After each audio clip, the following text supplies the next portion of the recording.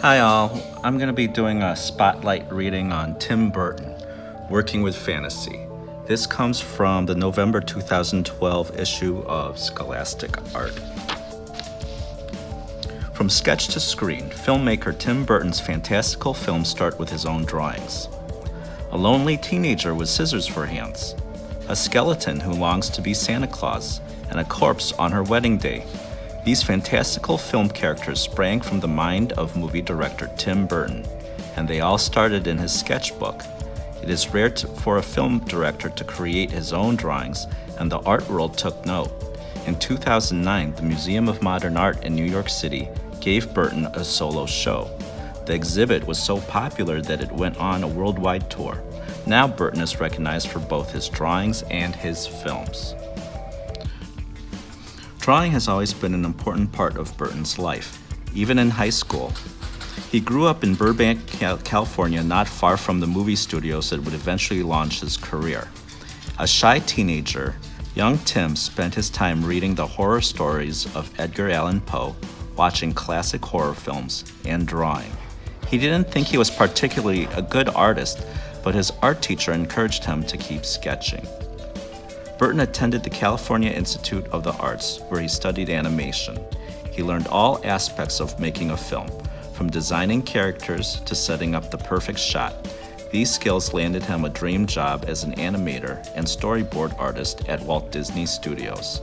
At Disney, Burton met fellow animator Rick Heinrichs.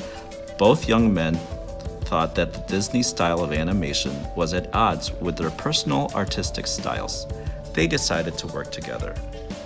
I'd always been a fan of Tim's own work, Heinrichs told Scholastic Art. I like how his characters were drawn with an economy of line. I wanted to see them three-dimensional. I took it upon myself to make sculptures of his work. In 1982, an executive at Disney gave them $60,000 to make a short stop-motion animation film called Vincent. The two artists have since collaborated on Burton's feature films, The Nightmare Before Christmas and Frankenweenie. Burton's seemingly simple sketches provide plenty of detail about the visual styles of his films. In the sketch of Edward Scissorhands on the far left, Burton uses a variety of ink squiggles and loops to form Edward's hands and feet.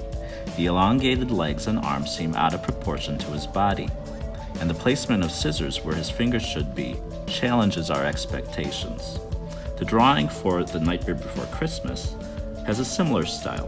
The skeleton Jack's head is a simple caricature of a skull with large, exaggerated eyes, yet his expression is easy to read. The long lines of Jack's body complement his slender figure. The muted palette, or colors, creates a dark tone, even on the colorful Sally. How do Burton's characters change as they become three-dimensional? What kind of fantastical characters can you create?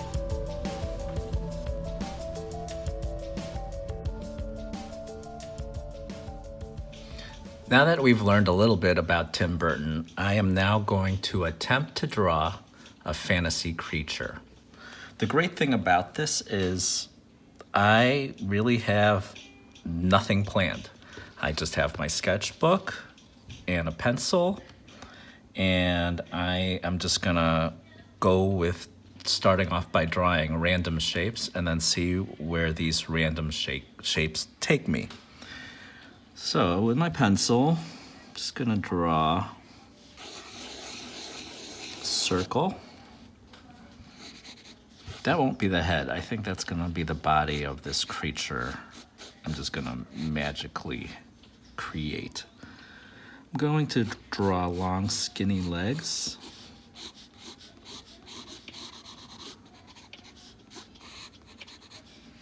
Tim Burton, when you notice in the video, a lot of his characters have skinny arms, skinny legs, skinny neck.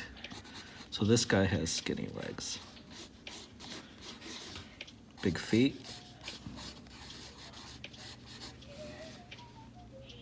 Actually, I said this would be the body. I think that'd be funny that this is the head of whatever creature I'm making. Because I was gonna put the head here, but no. This is the head. As an artist, we're changing our minds constantly. We're adapting to what is already on the paper.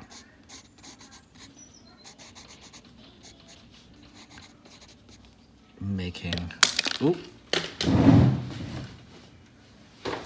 making angry eyes, but I don't want this to be an angry creature.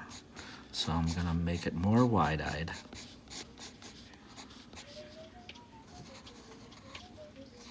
Draw the ovals.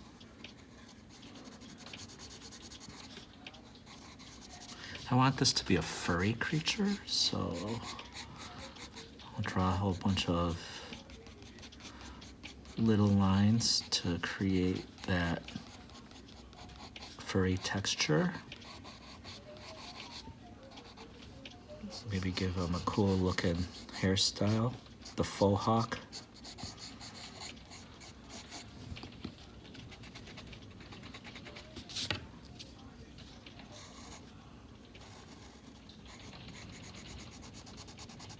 Give him dark eyebrows. I feel like this creature does not need a nose, or even if it did have a nose, it's covered up by the fur. Can I give him a big smile?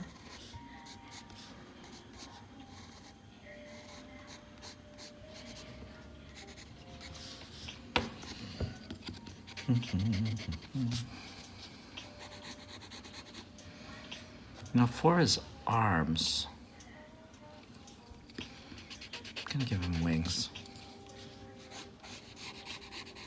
So this guy can fly from whatever planet he's from. And I'm going to have him holding, well, let me draw it first. Don't ask me why I'm thinking of this. A lollipop.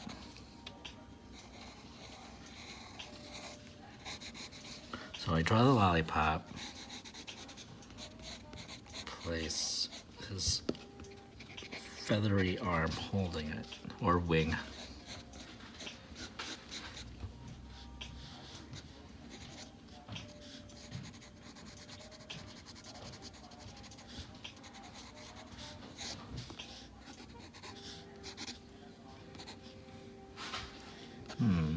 Maybe give him a tail.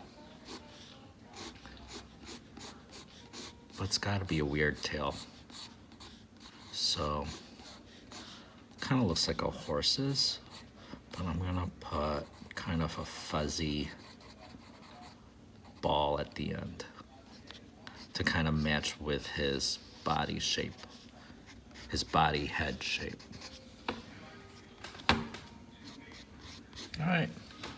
And there's my pencil drawing of a fantasy creature inspired by Tim Burton.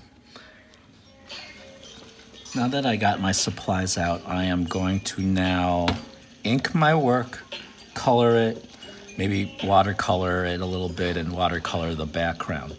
So as I do that, enjoy the time-lapse video, and of course, if it's going too fast, pause it.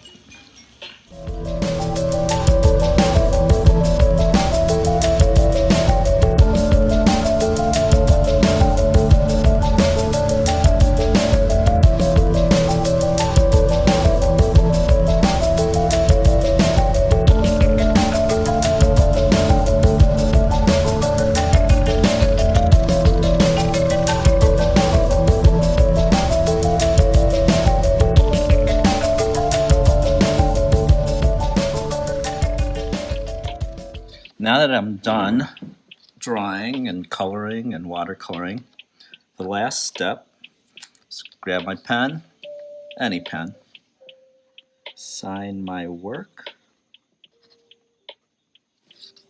and there you go.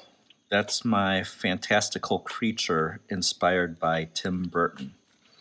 The beautiful thing about this project is you could create any creature. You didn't even have to follow along with all of my steps that I did here. Maybe you could do more than one creature I did this one so fast, I feel like I need to do another one at some point soon. I hope you enjoyed this lesson. I look forward to seeing what kind of creatures you guys make. In fact, if you have a name for this guy, please let me know. Type it in the comments below. All right, take care, and I'll see you again soon. Bye.